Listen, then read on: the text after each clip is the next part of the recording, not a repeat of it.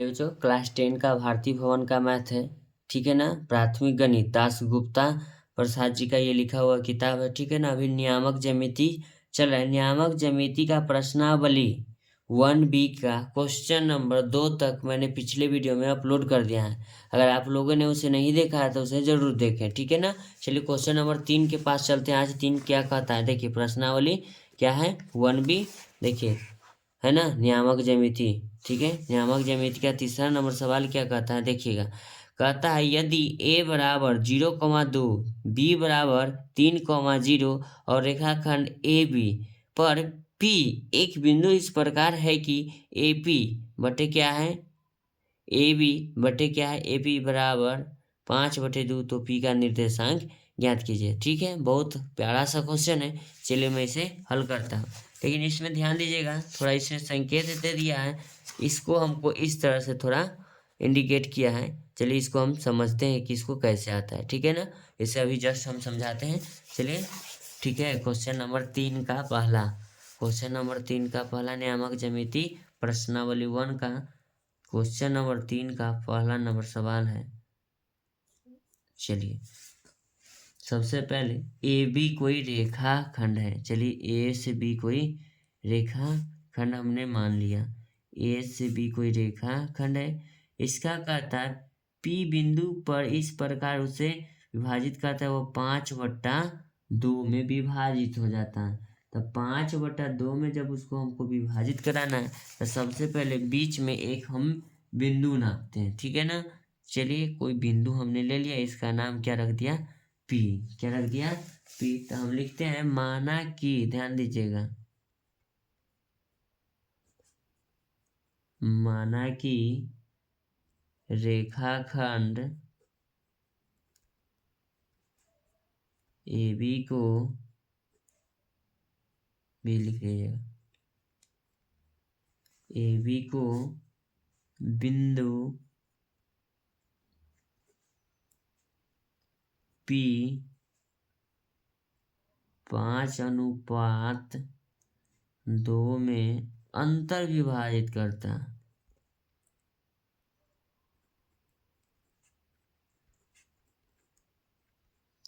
अंतर विभाजित करता है। ठीक है। इसका जो मान है करता है। चलिए इसका जो मान दिया है लिख लेते हैं 0,2 है। बी का जो मान दिया है 3,0 दे रखा है। ठीक है। इसको मानते हैं x1 इसको मानेंगे y1 इसको मानेंगे x2 इसको मानेंगे y2। अब निकालना है हमको। अब बिंदु p मालूम नहीं तो x क्या मान लेंगे y। तो लिख देंगे बिंदु p का निर्देशांक बराबर हो जाएगा x, वही हमने मान लिया। ठीक है। अब सबसे पहले क्वेश्चन में कहता है यहाँ ध्यान दीजिएगा इसलिए बोलते हैं बुक खोल के रखिएगा ए बी बटे ए पी बराबर 5/2 है। यानी कि ए से जो बी है कितना है 5। इसको हम शॉर्ट भी समझाएंगे लॉन्ग भी समझा देते हैं।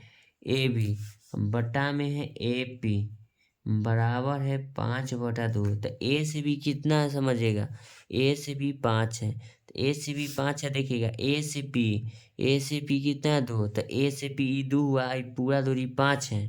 तो ये कितना बचेगा 3 बचेगा ना। ठीक है। हमने शॉर्ट समझा दिया।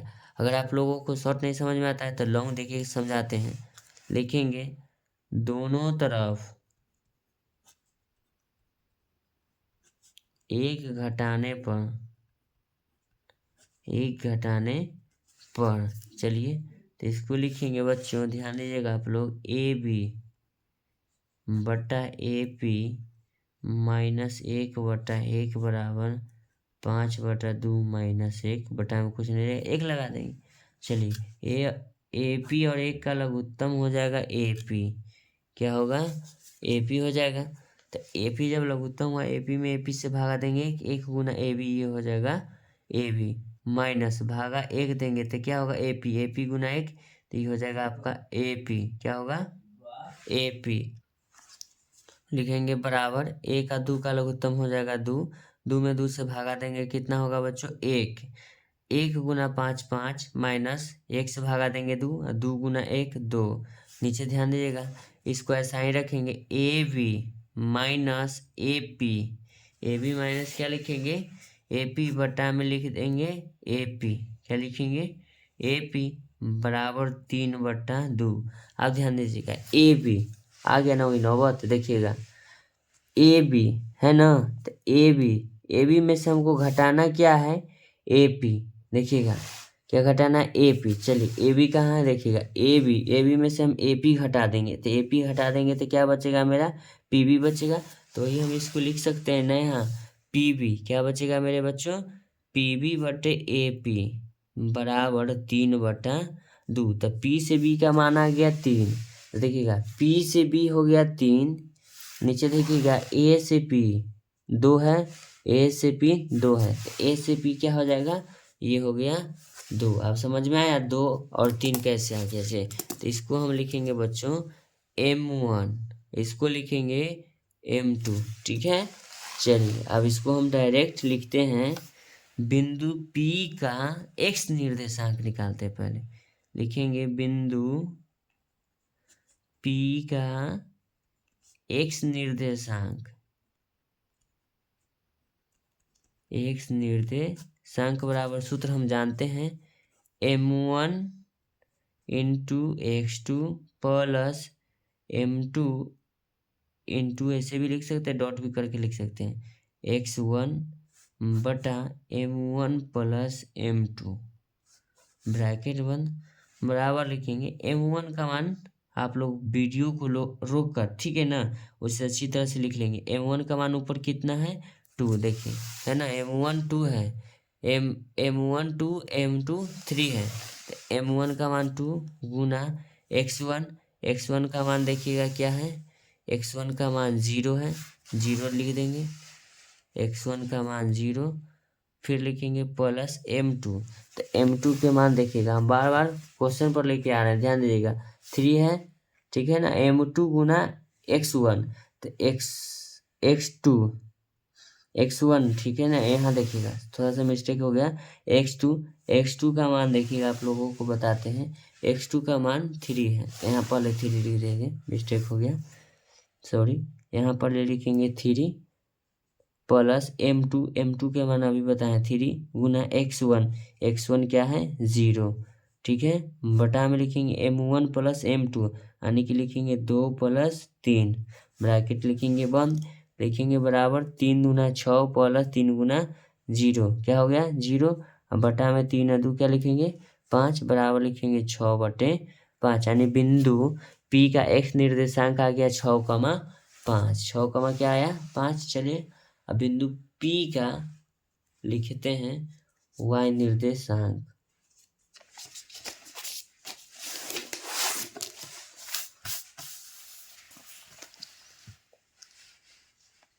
लिखेंगे बिंदु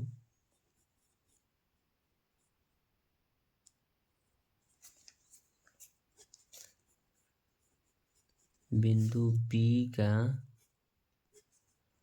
y निर्देशांक, बिंदु P का y निर्देशांक क्या होगा बच्चों, M1 x2 plus M2 y1 बटे M1 प्लस M2 ब्रैकेट बंद बराबर में लिखेंगे M1 का मान पीछे दिए रखा, ठीक है ना, आप लोग क्वेश्चन को पलट के देख लीजिएगा, M1 का मान हो जाएगा आपका 2 गुना लिखेंगे एक y2, तो y2 का मान हो जाएगा, ध्यान दीजिएगा, हम किताबें रख लेते हैं, देखिएगा ये हो जाएगा y2, क्या होगा y2 का मान हो जाएगा आपका 0, फिर लिखेंगे प्लस M2 का मान तो आपका हो जाएगा 3, फिर लिखेंगे गुना y1, तो देखिएगा ये होता है x1, ये होता है y1 का मान क्या लिख देंगे 2, y1 का मान क्या हो जाएगा 2 लिख देंगे, फिर लिखेंगे बटा में, क्या लिखेंगे बटा में लिखेंगे 2 प्लस क्या लिखेंगे 3 ब्रैकेट को कर देंगे ऑफ, ब्रैकेट बंद कर देंगे।